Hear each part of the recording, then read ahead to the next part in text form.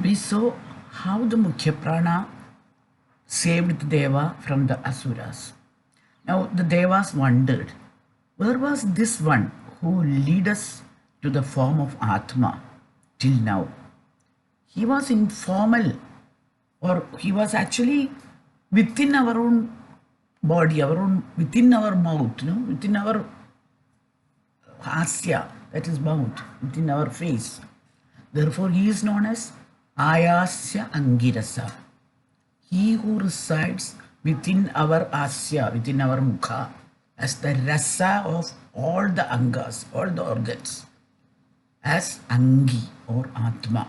That is the Mukhya Prana, that is the Angirasa. Ayasya Angirasa means that. The thanksgiving and memory of the good deeds done to them is nature of the world.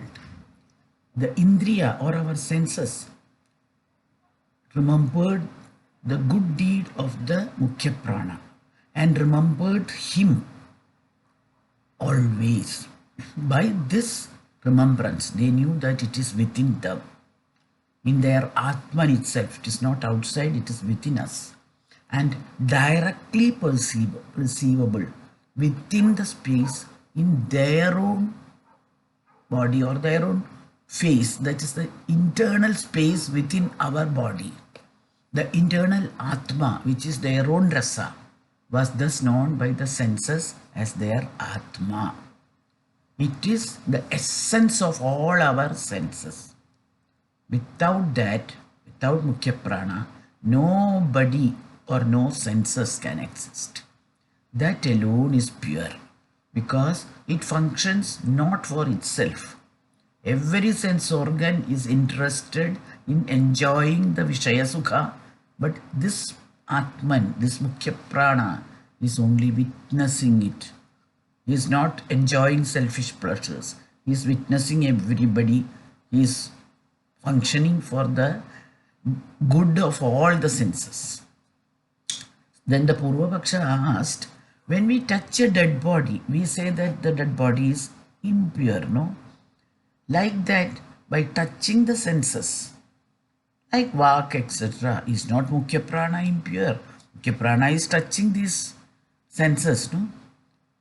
Is not the Angirasa also impure, since it is the essence of the Anga? No, the answer to this is given in the next mantras. And for something which has no death, which is eternal, which is deathless, the impurity of the body, whether it is dead or not, is not pertaining to the eternal one. It is only the body that becomes impure, not the Atman. That we have to understand first. Now, the name of this Devata is Dur. Dur means away. Mrityu is far away, Dur, from this Devata. Mrityu is far away from those who know it as well.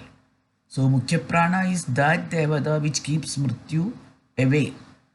The Mukhya Prana has no bondages to the Vishaya or to Vasanas. Vasana means our tendencies and their bondages too. It has no bondage at all. It is the pure Urja, energy or Chaitanya, which is not divisible again. The one who knows this principle, this energy principle, Prana also become free from the bondage of births and deaths. The person who knows this has become eternal because he has understood the Chaitanya Rupa, the energy form of ourselves. Atman is the energy only. Once you have understood that, you also become energy. So energy cannot die. It has no death or birth. The Devatas stole the Mrityu and took away it to the areas where the directions or the Disha and the Papa of Avidya and put Mrityu in the Dishas where the Avidya is there. Those who are afraid of death, saying that I will not touch the Mrityu which is sin, does not cross that limit. Those who are Abhaya cross that limits where the directions end and goes beyond directions and space-time. So that is what is meant by the Mukhyaprana's power of conquering Mrityu. The directions does not have end. So what is the meaning of saying that Mrityu has put at the area where the directions end? Have the directions have an end? So Shankara says, the people having Shrauda Vijnana, that is knowledge of listening, hearing, imagines a limit to the directions for the easy understanding and teaching purposes to each region and the people dwelling there. This division of direction and their limits are spoken of here. In fact, there are no such limits. But there is a limit to our listening power, to our hearing power. No, from up to such and such an area only we can hear. Beyond that we can't listen to. We can't hear. It is like saying that the limit of or boundary of a particular locality is the forest. That we say the limit of boundary of direction is such and such a particular star in a particular zodiacal sign, like that. Beyond such stellar boundaries of Mrityu, beyond such stellar boundaries, the Mrityu of darkness is there. Nothing else is there. But Amrita Loga, beyond, and the Loga of people who die are having no Sangha, union. Our Martyaloga and that Amartyaloga has no union, does not unite, does not touch each other. And it is far away from earth and beyond the stellar mandala and beyond the solar orb. The common people of the earth are afraid of that beyond worlds of Mrityu, and they do not look beyond the present world they live in. We just look at the place we live in, the people we are well known, no? Like that. Beyond that, we don't step in. We are afraid of going up. The Dhira. Dhira is the brave, like Nachiketas, who are Abhaya, explore even those Tamologa, that is the Tamogartha, Tamologa, the black holes, even they explore those black holes. And beyond, where pure Chaitanya dwell, where pure energy alone is there, and which is blissful. Energy or Chit, the word used is Chit. Chit is blissful, Ananda. Chit is Ananda, and Chit alone is Sat or truth. If once you know this, you cross beyond everything. They blissfully enter those worlds. Ordinary people depend upon the cyclically repeating and bounded by the limits of Vasana worlds of the Trinayana, of the Pidruloga, the Uttarayana, the solar or Surya Loga, like that, and go into the cycle of deaths and births. But these Dhiras cross over these boundaries and go beyond. Now, this Devata stole prana. The papa of the Deva was Mrityu. It was stolen, and the Devas were taken beyond Mrityu. Mukhyaprana took Devas beyond Mrityu. That is how they became Amara. And in this, death is the papa or sin, which one binds one to his body and its tendencies and to its abode. The seen prapancha. We are afraid of death. we are afraid that once this body is lost, we are lost. That is our fear, no? Everybody is afraid of that. So they are bound to these vasanas forever. The sin is removed when we get the knowledge that I am not this body. I am the prana. I am Athman and I am Brahman. I am not this perishable body. Once you know that, the fear of death is removed. No means just not bookish knowledge. You have to know that internally. You have to get that truth into yourself. That is how the Mukhyaprana takes all the sins of the body away from the Indriya, like Vak, and takes them beyond Mrityu-loka. That knowledge, that Jnana alone can take you beyond Mrityu-loka, nothing else. The first Vak alone goes beyond Mrityu at first. That Agni, which was liberated from the death, wins over Mrityu, and going beyond Mrityu, it illumines or burns. Vak is Agni. Vak is pure energy. First, what goes beyond the Mrityu-loka first? Vak. The first Vak, because it is energy itself, pure energy. When it is separated from sins and from the darkness of fear and avidya, Vak becomes pure urja or energy. And without any bondage to this body or to the pinda. Pinda is the dravya with mass, no connection with that. It illumines and burns on its own, deepyade. So the word which is liberated from the sins of this body, sense organs, etc., that mark is pure energy, and it goes beyond all, crosses over to all the everywhere, just like urja. It is pure energy itself. Then second, what was taken, Mukhyaprana took the prana. That is the thing which smells beyond the death. It becomes vayu, which moves. That is the vayu which you see around. Pavade moves. That is why it is pavamanan or pavanan.